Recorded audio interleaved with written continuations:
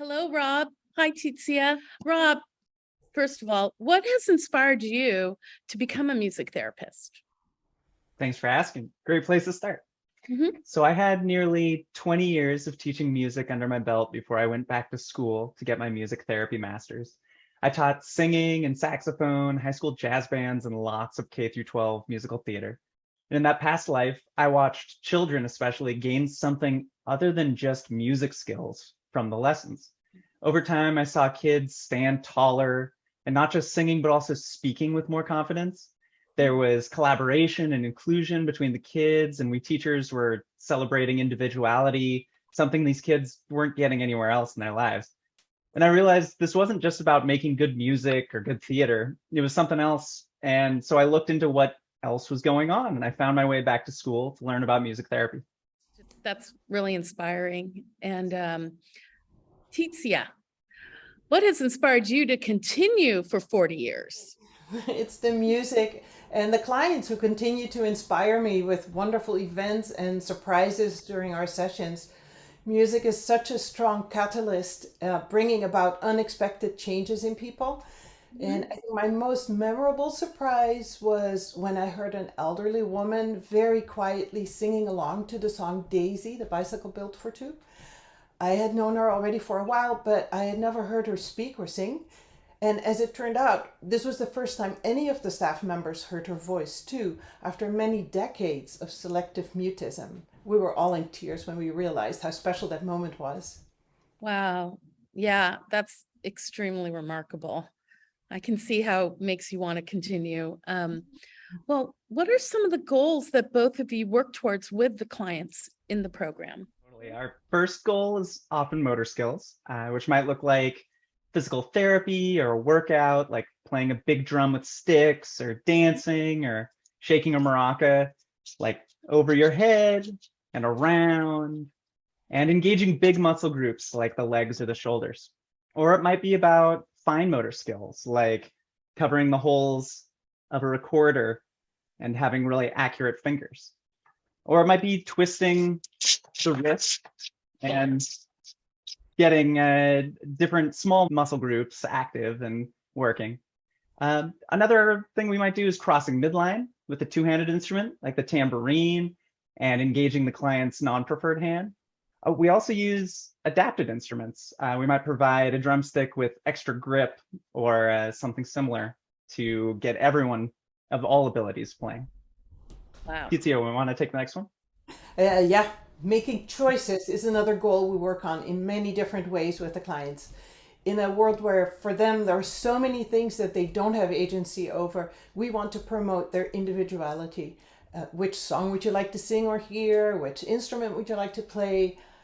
We adapt those questions to match the ability of the client. For example, we can show cards with an image on them to choose from, or we can use iPad apps that allow us to show various options for the client to choose from. Remarkable.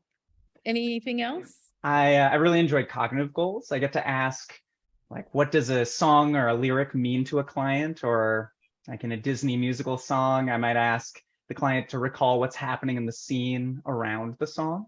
Like choice making, I can make my questions smaller or larger challenges by asking for 1 or 2 word responses to concrete questions or big open abstract questions like, what does this song lyric mean to you?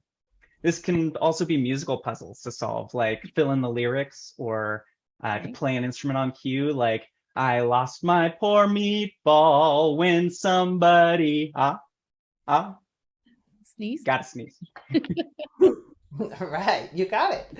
Music lends itself in a great way to work on socialization too, and on developing or enhancing communication skills. We Mhm. listen to each other, we play together, we talk about different styles of music and different tastes in music.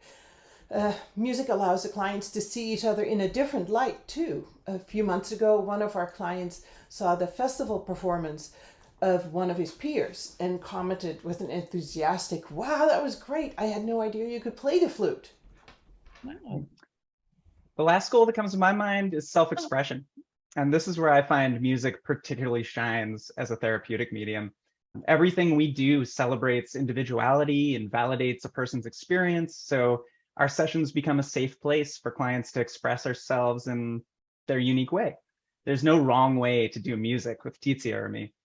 So this isn't a music lesson that says there's a correct way to shake a maraca or an incorrect way to shake a maraca. So this creates a success-oriented environment, a container within which a client expresses their preferences, improvises music, shares their feelings, explores instruments, laughs, sings.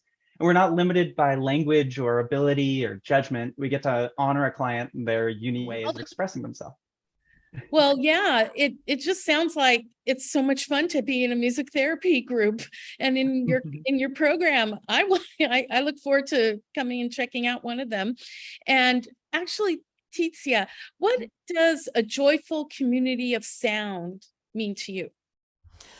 I have been working for Maya's Music Therapy Fund since its inception in 1989, and there are so many joyful moments during our sessions. Maya's is truly a strong community, and a lot of clients are with us for many years. I still work with a few people who have been with us since 1989.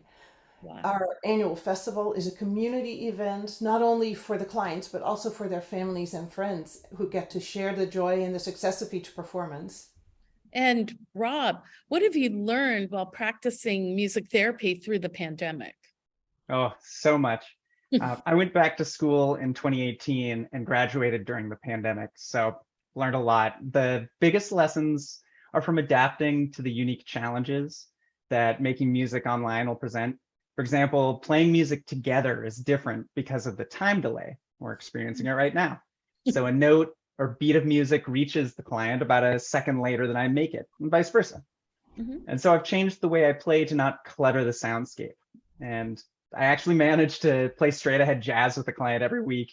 And he's on keys, I'm on saxophone, and I do mental hula hoops to make it so that he gets the best musical experience. We're playing together as best as we can. And as long as I count off and keep time, he can play along and it sounds great.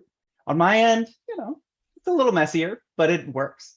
Another lesson is from seeing myself and each group member all the time. There's no looking around the room or diverting your attention elsewhere, so I can watch my own facial affect and fine tune how I'm presenting myself, maybe how I'm presenting an instrument, so that everyone can see it through the camera there instead of just hearing it. And it creates just a different dynamic.